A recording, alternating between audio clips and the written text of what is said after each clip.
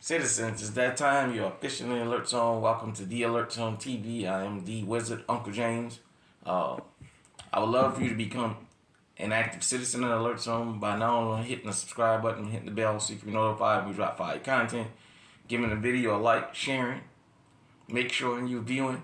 I would love to hear your comments on everything we drop here. Sometimes you may agree, sometimes you may disagree, but I love to hear your comments. If you are 18 years of age or older, practice your Second Amendment rights. It is not illegal under the Constitution. So, sitting here, Walter PK 380, safe direction. I'm alone, YouTube.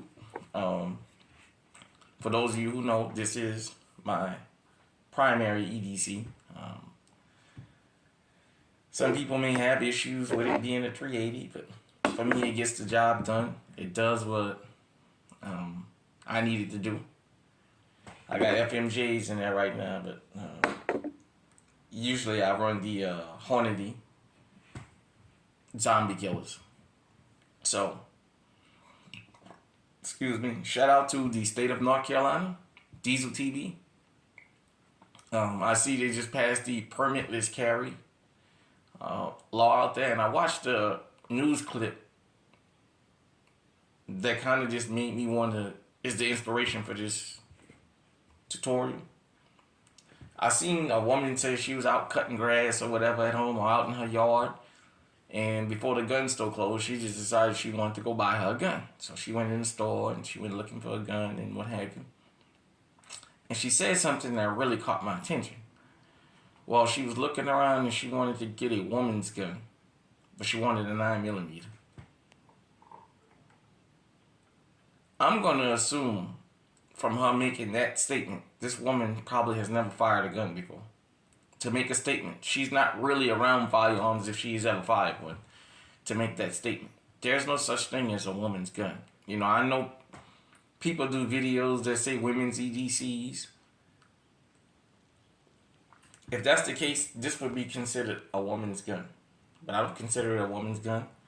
For me, this works to get done what I need to get done. As you guys, I'm not sure if y'all can see. You may be able to see. You ain't gonna be able to see it. Well, I got a plate here. I got a plate there. I got 13 screws in my arm. And I do have some permanent damaging to the tissue in the inside of my arm. And I take other people's safety into consideration when I'm carrying. What does that mean? Because something can happen at any time. I carry this firearm, number one, because it's small. Number two, it does what I need it to do. But number three, I do think about, because the weather changed so much here in Iowa, I can feel that. You know, it can be 70, 80 degrees in the morning and 20 degrees by the time the night comes. I'll feel my arms starting to stiffen up and what have you, and I still may need to go out.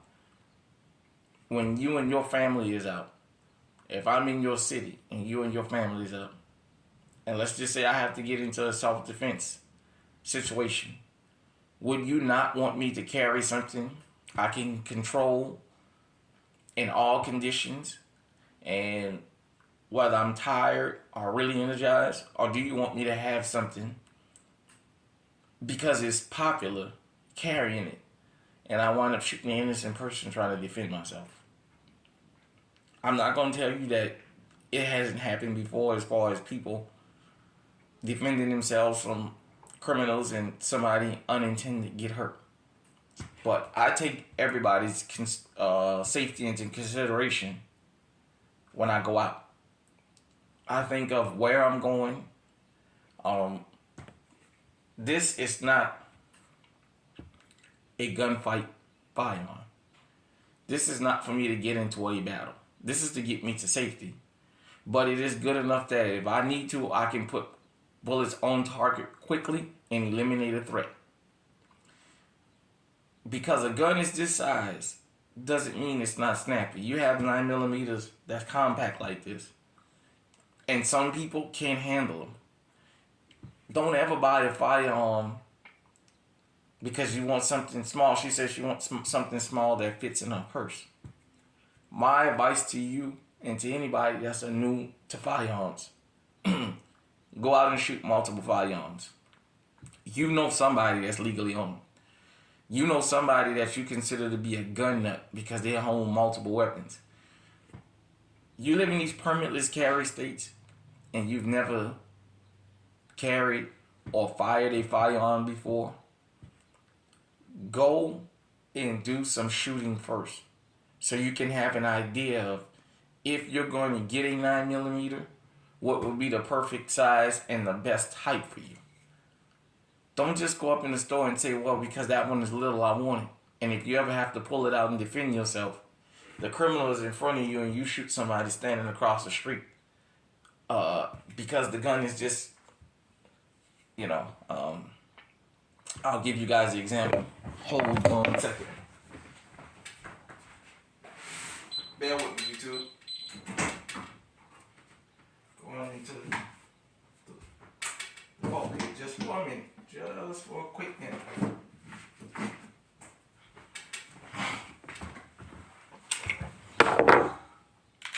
Smith & Wesson SD9 VE chamber to 9mm is clear. YouTube.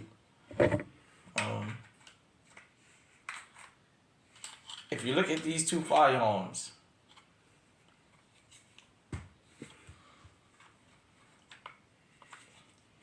lengthwise, there's not barely much of a difference lengthwise.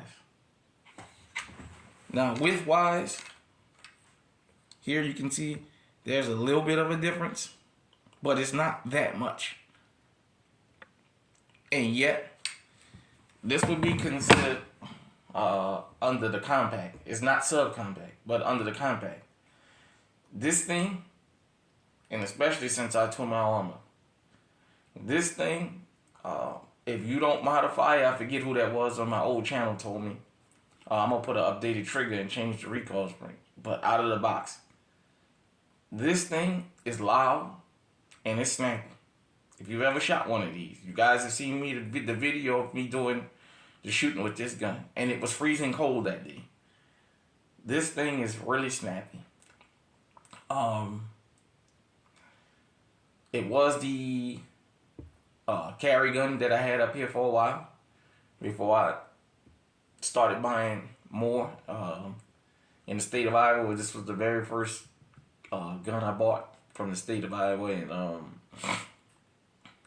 it was snappy, man. It's you definitely know you're shooting a 9mm, and you definitely know you're shooting a firearm. At the time, I didn't have to worry as much because I hadn't, torn my arm up. Now I carry it, but I don't carry it a lot.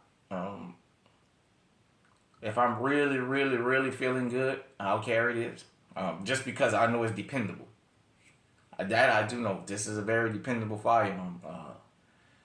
I've had this gun almost 10 years and I've never had an issue with it, believe it or not. One day I'm going to tell you guys a story about this firearm. But I just wanted to show you that there's not very much. I mean, this one is a little bit bulkier and maybe about a ½ inch or so longer, if that. But they're both compact because I don't believe this is considered subcompact. You can put this in your pocket without this light and nobody will never know you have it. And yet, this thing, it lets you know, everybody who shot it said, oh yeah, this thing lets you know that, some people say it almost has the recoil of a 40. Now I know in firearms you can do aftermarket changes and I can probably adjust that recoil, but yeah, like I said, she said she wanted a woman's gun. There's really no such thing. What there is proper training. Proper training to overcome them. Because you have a small firearm does not mean it does not snap. I know a lot of people believe that. I'm going to get me a little bitty gun. I used to hear women say that. I've been hearing them say it for years. Oh, I'm going to get me a little bitty gun. And they get it and they just all over the place. You know what I'm saying? I've seen guys, same way. I'm not picking on women. What I'm saying is, if you live in a permitless carry state and you, whether it's permitless carry or not, if you've never been around firearms and you want to get one, don't do like people did during the pandemic and bought what was ever left or bought something because they heard it was popular. Go and get some proper training. Go and get the feel for a firearm so when you go in there, you know what to look for. Because at first the woman was going to buy a revolver. Because most women, I noticed, like to buy 5, 6 shot 38 revolvers. And when they get to the range, they say, I don't like it. Oh, I don't like it. It's too much of a trigger pull. Oh, it's harder than I thought. Really don't like it. It's snappy. I like revolvers. I don't have an issue. I have 2 revolvers myself that I carry from time to time. But I just thought I would point that out. Now, I did see a guy in that particular news thing that was saying he was his first firearm and what have you. He had friends who had firearms, so I'm pretty sure he had been to the range before. And he was kind of asking questions and what have you. But that just prompted this for me to tell y'all out there. If you are new to firearms, don't just walk in the store and buy a gun if you never shot one. Because if you ever have to pull it in public, other people's safety is at risk also. Because everybody thinks that a concealed carry, self-defense type of thing is going to be like within 2 or 3 feet of each other, and sometimes it don't happen like that. Sometimes the threat is coming. You may have to see somebody running towards you with a firearm. You may have to, you know what I mean? Eliminate the threat coming towards you. When you do that, I would like for you to hit your target. I wouldn't want you to do that and you shoot somebody standing over there or over there somewhere and the target's still coming at you. When you pick a concealed carry, EDC, you got a rotation, make sure it's something you can handle. Don't assume because it's little that it's easy to handle and you're not going to have an issue with it. Let me know what you think in the comment section. Am I reaching? Till next time, everybody out there, stay safe, stay armed, stay on high alert.